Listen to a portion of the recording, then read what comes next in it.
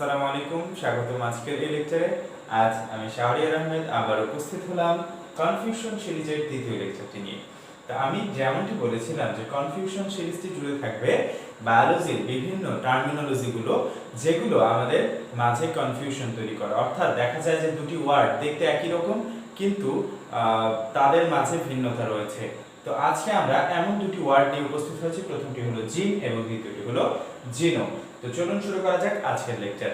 তো আমরা প্রথমেই জানবো যে জিন জিনিসটি কি। জিন জানার জন্য আগে জানতে হবে আমাদের ডিএনএ। তো এটা যদি একটা ডিএনএ সুতা হয়, ডি সূত্রক, আমরা জানি ডিএনএ হচ্ছে দ্বি সূত্রক। তো এটা যদি একটা ডিএনএ সুতা হয়, তাহলে এই ডিএনএ টুকু শুধু এতটুকুই কিন্তু না, এদিকে আরো বিস্তৃত। আমি পুরোটা দেখাচ্ছি না, জাস্ট এতটুকু অংশ দেখাচ্ছি। একটা মজার তথ্য হলো যে আমাদের ডিএনএ কিন্তু 100% যে নাইট্রোজেন বেসগুলো আছে সকলেই কিন্তু আমাদের বৈশিষ্ট্য প্রকাশের ভূমিকা রাখেন না।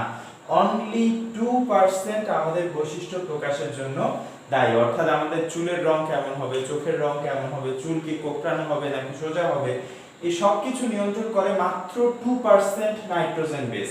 বাকি 98% নাইট্রোজেন বেস তারা নিষ্ক্রিয় অবস্থায় থাকে।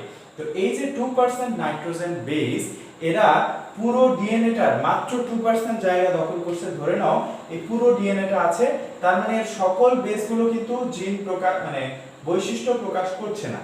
তার মানে কি, যে অংশটুকু বৈশিষ্ট্য প্রকাশ করছে, ধরো এটা পুরোটাই একটা ডিএনএ, এটা দুই পাশে আরো বিস্তৃত, এখানে এতটুকু অংশ একটা প্রোটিনকে নির্দেশ করছে, এতটুকু অংশ দেখা যায় যে একটা প্রোটিনকে নির্দেশ করছে, আর পরের অংশটা ঠিক আবার কোনো প্রোটিনকে নির্দেশ করছে না। এটা আমরা নিষ্ক্রিয় অবস্থায় ধরতে পারি। অর্থাৎ এই অংশটার কাজ আমরা এখনো জানি না, বা বিজ্ঞানীরা এখনো বের করতে পারেননি। তো আমরা জানি শুধু এই অংশটুকু একটা প্রোটিনের জন্য দায়ী, তারপর আবার কিছুটা অংশ গ্যাপ, তারপরে দেখা যাবে আরো কিছুটা অংশ একটা প্রোটিনের জন্য দায়ী। এভাবে ডিএনএ কিছু অংশ পর পর অল্প কিছু জায়গা বা অল্প কিছু সিকোয়েন্স, এগুলো হচ্ছে অ্যাডিনিন, গুয়ানিন, সাইটোসিন, তারপর হচ্ছে সাইটোসিন, তারপর হচ্ছে থায়ামিন, এগুলোর একটা সিকোয়েন্স আর কি, এগুলো দ্বারা গঠিত সিকোয়েন্স। তো এরকম কিছু নির্দিষ্ট সংখ্যক সিকোয়েন্সই প্রোটিন তৈরি করতে পারে। এই নির্দিষ্ট সংখ্যক সিকোয়েন্স যেটুকু প্রোটিন তৈরির কোড বহন করে সেটুকুকে আমরা বলছি জিন। তাহলে কি বুঝলাম, যে এই পুরোটি যদি একটা ডিএনএ হয়, ডিএনএ এর সব জায়গাগুলো কিন্তু প্রোটিন তৈরি করছে না, যেটুকু তৈরি করছে সেটুকুকে আমরা বলছি জিন। তাহলে আমরা বুঝলাম যে জিন কাকে বলে, অর্থাৎ আমাদের বৈশিষ্ট্য যার প্রকাশক যে প্রোটিনগুলো আছে, এগুলো প্রোটিনগুলোর কোড যেই অংশটা বহন করে সেটুকুকেই শুধু আমরা বলবো জিন। ওকে, এরপরে আসি জিনোম কি জিনিস। আমাদের দেহে টোটাল 100 ট্রিলিয়নের মতো কোষ আছে, এবং প্রত্যেকটা কোষেই, আমি আবারও বলছি, 100 ট্রিলিয়নের মতো কোষ আছে, এবং প্রত্যেকটা কোষেই 46টা করে ক্রোমোজোম আছে। 46 ক্রোমোজোমস। তো এই ক্রোমোজোমগুলো 23টা আসে বাবা থেকে আর 23টা আসে মা থেকে।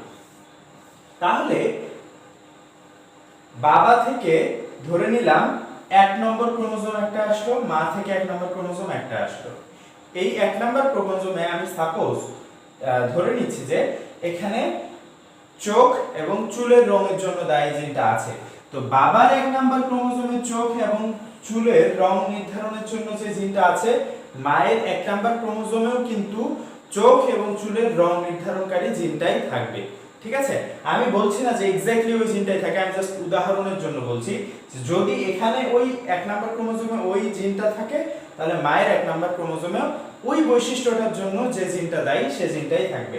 এভাবে বাবার একটা 2 নম্বর ক্রোমোজোম থাকে, মায়ের 2 নম্বর ক্রোমোজোম থাকে। এরকম করে প্রত্যেকটা ক্রোমোজোম, একটা আসে বাবা থেকে, একটা আসে মা থেকে। শেষে দেখা যায় যে 2 সেট আমরা এখানে ক্রোমোজোম পাই, বাবা থেকে পাই 23টা, মা থেকে পাই 23টা। ঠিক আছে, দেখো এখানে আমরা 46 জোড়া ক্রোমোজোমের মাঝে 2টা সেট পাচ্ছি, একটা সেট পাচ্ছি বাবার কাছ থেকে, একটা সেট পাচ্ছি মায়ের কাছ থেকে। এই যে সেটগুলো, প্রত্যেকটা ক্রোমোজোমের এক একটা সেটকে বলা হয় একটা জিনোম। ক্রোমোজোমগুলোর সেটকে বলা হয় এক একটা জিনোম। ঠিক আছে, তাহলে আমরা জানলাম যে জিন কি জিনিস, জিনোম কি জিনিস। তাহলে ক্রোমোজোমের সেট যেহেতু জিনোম, তাহলে এই জিনোমটা কিন্তু আকারে বড়, কারণ ক্রোমোজোমের একটা খুবই ক্ষুদ্র অংশ হচ্ছে জিন। ঠিক আছে, আমরা কি জানি ডিএনএ গুলো মিলেই তো ক্রোমোজোম গঠন করে, আর ডিএনএ এর একটা ক্ষুদ্র অংশ জিন। তাহলে কি হবে, ক্রোমোজোমেরও একটা ক্ষুদ্র অংশ জিন, অর্থাৎ এটা যদি একটা ক্রোমোজোম হয়, এই ক্রোমোজোমের খুবই ক্ষুদ্র অংশে একটা জিন অবস্থান করে। এরকম 23টা ক্রোমোজোম মিলে একটা জিনোম গঠন করে।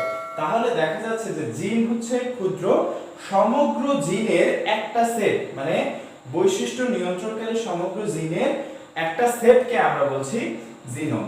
তাহলে দেখা যাচ্ছে যে জিন এবং জিনোম দুটো জিনিস এক নয়, দুটোর মাঝে পার্থক্য আছে। আশা করি তোমরা জিন এবং জিনোমের পার্থক্যটা বুঝতে পেরেছো। ধন্যবাদ আমার সাথে থাকার জন্য। ভালো লাগলে অবশ্যই লাইক, কমেন্ট এবং শেয়ার করার অনুরোধ রইল। সবাই ভালো থাকবেন, সুস্থ থাকবেন। আসসালামু আলাইকুম ওয়া রাহমাতুল্লাহি ওয়া বারাকাতুহু।